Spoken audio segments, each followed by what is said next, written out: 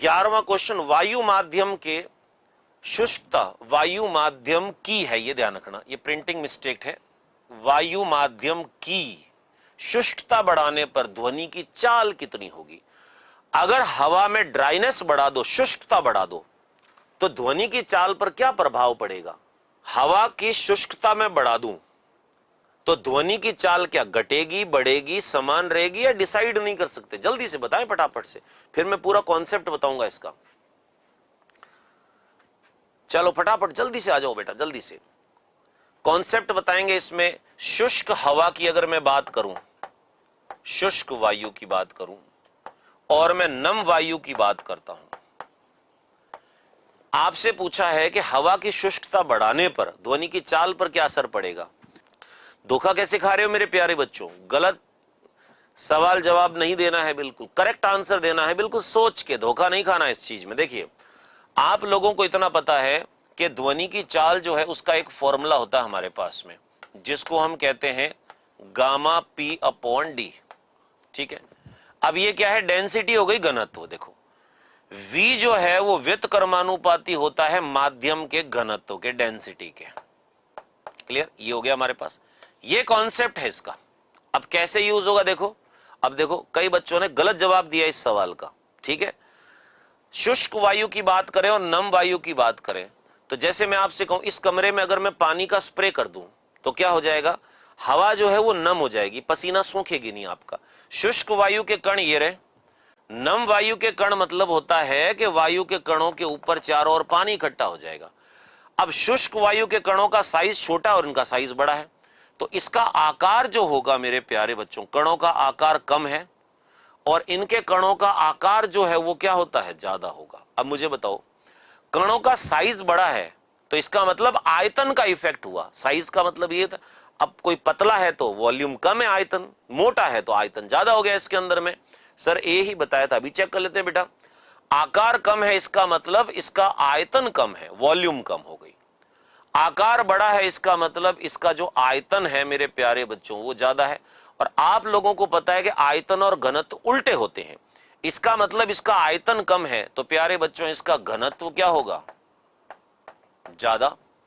और इसका घनत्व क्या होगा? कम होगा।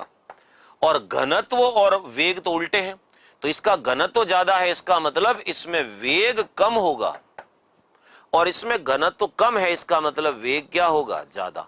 अब आप देखो, सवाल आपसे पूछा हुआ शुष्क वायु का, तो शुष्क वायु का वेग ज्यादा आ रहा है कि कम आ रहा है? वेग कम आ रहा है इस चीज के अंदर में। अब देखो, वायु माध्यम की शुष्कता को अगर मैं बढ़ा देता हूं, ड्राइनेस बढ़ा दी है, यानी लू चल रही है, शुष्क वायु है, हवा इतनी शुष्क है कि आपकी चमड़ी पे लगते ही पसीना तुरंत सोख लेती है, तो इस कंडीशन के अंदर में ध्वनि की चाल जो है वो क्या होगी? घटेगी। अब इसी सवाल को पूछ ले कि वायु में आर्द्रता, नमी जो है उसको मैं बढ़ा दूं, अगर वायु की ह्यूमिडिटी अगर मैं बढ़ा देता हूं तो सीधा सा असर आएगा कि वो क्या होगा? ध्वनि की चाल बढ़ जाएगी।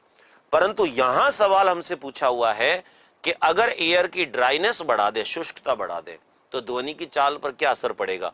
आपका आंसर आएगा 11th का ए, बिल्कुल सही है। नेक्स्ट क्वेश्चन पे, इस बार गलत मत करना, सोचना, समझना और फिर जवाब देना है।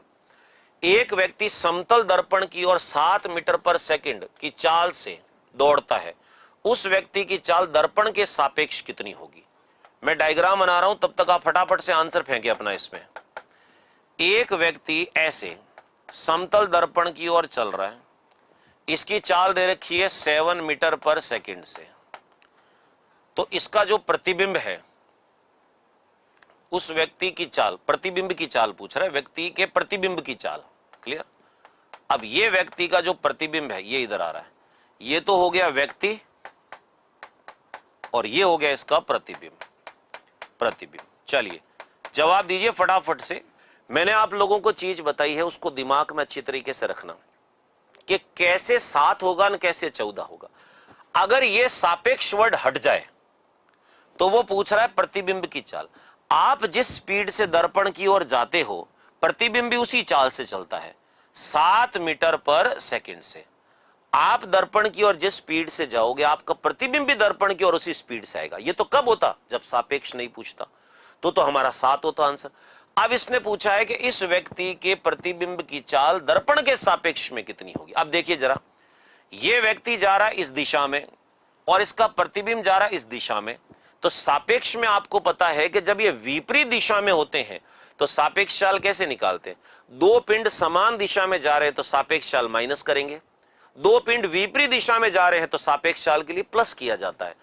तो इसकी प्रतिबिंब की चाल सापेक्ष में पूछ रहा है तो हमेशा ध्यान रखना जवाब आएगा 7 + 7 कितना आएगा? 14 मीटर पर सेकेंड। तो आंसर आपका कौन सा हुआ प्यारे बच्चों? 14 हो गया हमारे पास। क्लियर हो गई चीज? दिमाग में रखना, इसमें प्रतिबिंब की चाल दुगुनी हो जाए। बच्चे देखो होशियार है हमारे। तो 12वें क्वेश्चन का करेक्ट आंसर बी ऑप्शन है। आ जाओ फटाफट से 13वां क्वेश्चन करके बताओ जल्दी से मुझे, फटाफट से। 13वें क्वेश्चन का आंसर क्या होगा? क्वेश्चन में पढ़ लेता हूं। एक विद्युत बल्ब जिस पर 100 वॉट लिखा हुआ है और 220 वोल्ट लिखा हुआ है, उस बल्ब के तंतु का प्रतिरोध कितना होगा? बिल्कुल चाल दुगुनी हो जाएगी। पिछला क्वेश्चन हो चुका है, अब नया। हम नालायक ही थे सर, आपने सही कर दिया। अरे बिल्कुल बेटा, बच्चे हमारे होशियार हैं। देखिए, आपने देखा है कि ये जो बल्ब होता है, इस बल्ब के ऊपर में ऐसे एक चीज लिखी होती है यहां। अब कई बच्चे तो कहते साहब हम तो रेट देखते हैं, कंपनी देखते हैं। नहीं, यहां पर एक तो पावर लिखी होती है और एक वोल्टेज लिखा होता है, और आपसे पूछा है कि जो तंतु है इसका रेजिस्टेंस कितना है। चलिए फटाफट से कैलकुलेट करके बताइए जल्दी से। आप लोगों को कंसेप्ट बता रखा अच्छी तरीके से। अगर तंतु की बात करता है तो हमेशा एक फॉर्मूला आएगा हमारे पास में, पी बल्ब जो है, भाई पीवी और आर के बीच रिलेशन पूछ रहा है, पी बल्ब बराबर होता है V² / आर तंतु। क्लियर?